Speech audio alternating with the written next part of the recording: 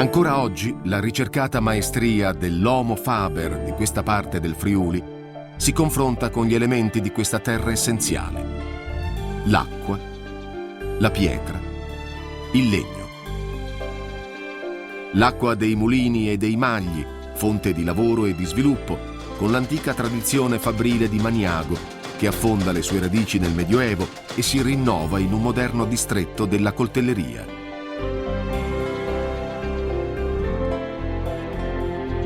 La pietra dei Greti trasformata in preziosi mosaici dagli artigiani di Sequals, di Fanna, di Cavasso Nuovo, con tecniche tramandate nella celebre scuola di Spilimbergo.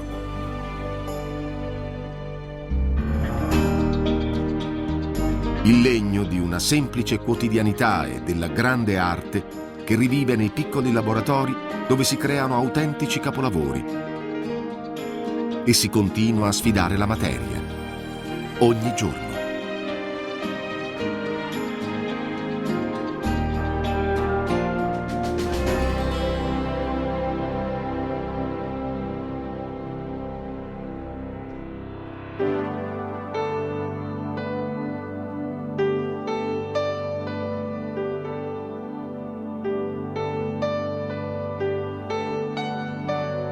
Qui lo spirito della sfida è nel DNA degli uomini e delle donne. Qui, nel Cinquecento, l'umile mugnaio Menocchio di Montereale Valcellina ha voluto cercar le cose alte et che no sapeva e ha sfidato con una sua visionaria eresia la versione ufficiale del mondo. Qui, nel Risorgimento friulano del 1863, una cinquantina di uomini di Navarons hanno incitato le popolazioni locali a insorgere contro gli austriaci. Qui è nato Primo Carnera, la montagna che cammina, capace di vincere in America il titolo mondiale dei pesi massimi e di affrontare con generosa dignità il viale in salita del tramonto. Qui si ingaggia da sempre un'epica lotta con una natura impervia, culminata nelle grandi opere di ingegneria di uno straordinario Novecento. Dopo secoli di isolamento, nel 1906 si completa l'ardita strada della Valcellina, che affianca la realizzazione dei primi impianti idroelettrici sul torrente Cellina, la vecchia diga, le condotte forzate e la centrale di Malnisio, protagonista di sentite pagine di Claudio Magris e perfetto esempio di archeologia industriale, oggi sede di museo e dell'immaginario scientifico. Più di mezzo secolo dopo si inaugura a nord la diga del Vaillant, ignorando le voci insistenti del Monte Toc, il Monte Marcio. La sfida ha dimenticato le regole del gioco. Il 9 ottobre 1963, alle 22:39, 270 milioni di metri cubi di roccia cancellano una civiltà. Oggi, quella che è stata la più alta diga ad arco del mondo è il monumento di una tragedia che impone un profondo ripensamento del rapporto tra l'uomo e la natura.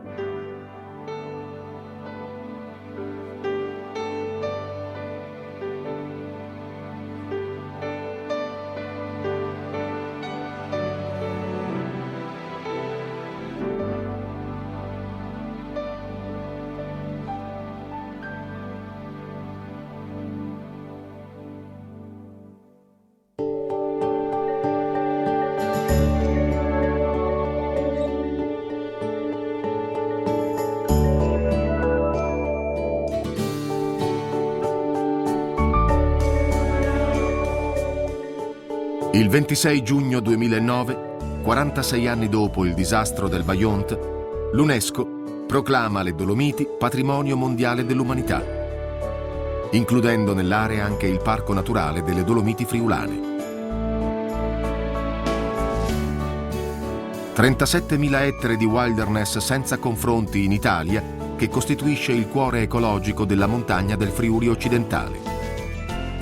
Una palestra di piena immersione nella natura, capace di regalare esperienze himalayane ed emozioni polari, dove vasti spazi incontaminati si aprono alle interpretazioni più creative di un turismo sostenibile. Dall'escursionismo naturalistico a quello didattico, con una rete di centri visita che consentono un approccio interattivo alla biodiversità di questo territorio. Dall'alpinismo, con cime classiche che richiamano appassionati da tutto il mondo, alle infinite possibilità di trekking offerte da una fitta rete di sentieri.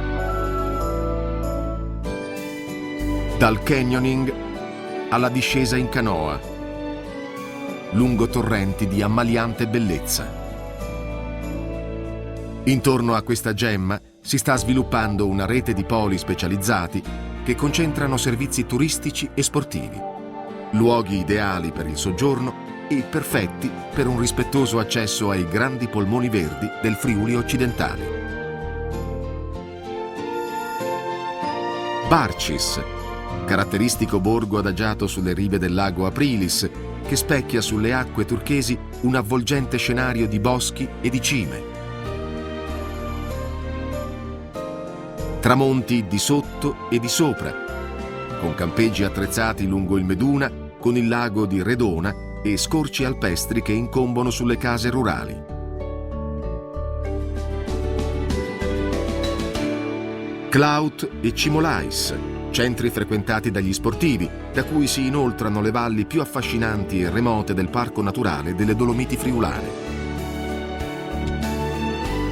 Piancavallo, rinomata stazione turistica a pochi chilometri dalla pianura e dalle grandi strade di comunicazione. Collocata su un altopiano carsico punteggiato di malghe, tra la foresta del Cansiglio e la pittoresca Valcellina, si è affermata tra le principali stazioni sciistiche delle Alpi orientali, accogliendo manifestazioni agonistiche di livello internazionale.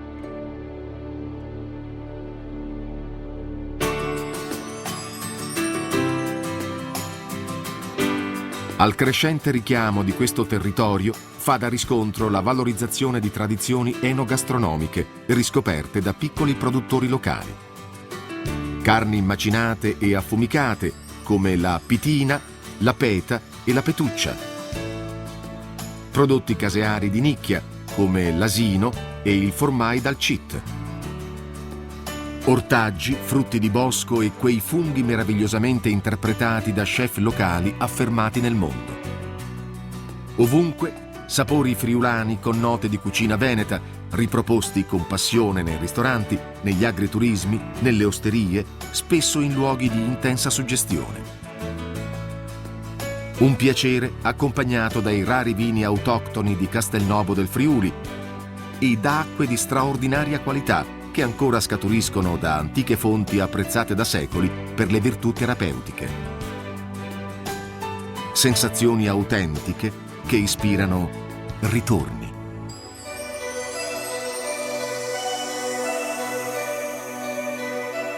I fili smeraldi che legavano le aspre valli prealpine del Friuli occidentale al mondo, gli antichi sentieri dell'emigrazione stagionale e delle sedonere, sono oggi ripercorsi in senso contrario dai molti amanti di questa montagna dura e pura.